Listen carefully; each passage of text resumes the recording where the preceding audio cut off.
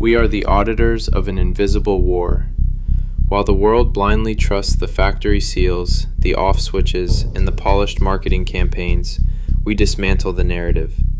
We operate at the intersection of cybersecurity, emerging technology, and government transparency. We are the ones dissecting the firmware, analyzing the packet captures, and hunting for the hidden truths buried deep in the network traffic. Welcome to the Subtext project. Imagine it's late on a Tuesday night. A colleague of mine decides to poke around the network traffic of a cheap, commercial drone he just bought. The box says, "Made in China," bought right off the shelf at a big box retailer. He connects the drone to his local network, boots up his Linux machine, and runs an Nmap scan to see what ports the drone has left wide open. Then, he fires up Wireshark to capture the packets. He wants to see exactly what this flying camera is whispering to the internet. At first, it's standard noise, telemetry data, firmware checks, it's phoning home, which is common. But then, he hits the power button on the drone. The LED lights fade out, the rotors lock. The device is, for all intents and purposes, dead. But on his monitor, Wireshark is still scrolling. TCP handshakes. Encrypted packets continuously flying out of his network, destined for an obfuscated IP address thousands of miles away. The drone is turned off, but it is still awake. It's a phantom heartbeat. When you see something like that, the immediate thought goes to foreign surveillance. We invite these connected devices into our homes, our backyards, our networks. What if that standby power isn't just waiting for a remote control? What if the microphone is still hot? What if a foreign nation is using millions of cheap toys as a decentralized network of listening posts, mapping out American infrastructure and private lives? It's a chilling thought. But let's look under a different stone.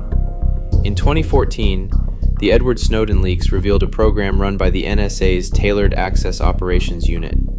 They were intercepting Cisco network routers manufactured right here in the US, destined for overseas targets.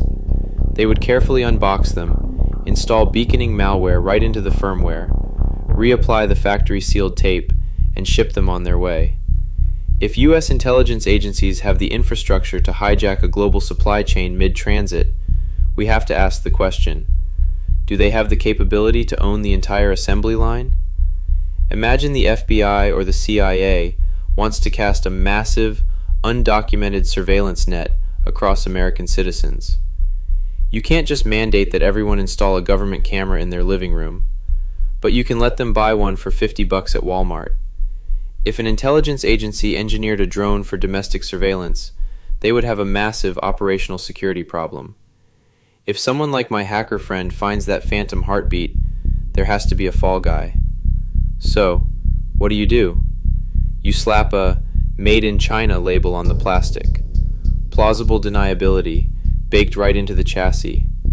If the data gets intercepted, the public and the politicians point their fingers across the globe, completely unaware that the server catching those packets might just be sitting in Langley, Virginia.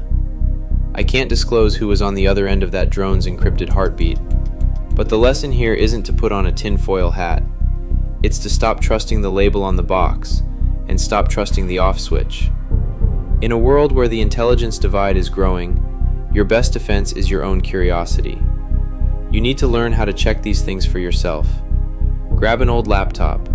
Install a Linux distribution, like Ubuntu, Kali, or Parrot OS. Learn how to run Nmap to see what devices are hiding on your Wi-Fi. Learn how to read a PCAP file in Wireshark. Because when the devices we buy start lying to us, the only truth left is in the packets. If you like this episode, please consider hitting the subscribe button, and remember, keep your traffic encrypted, trust nothing but yourself, and never stop questioning the narrative. Until next time, this is the Subtext Project.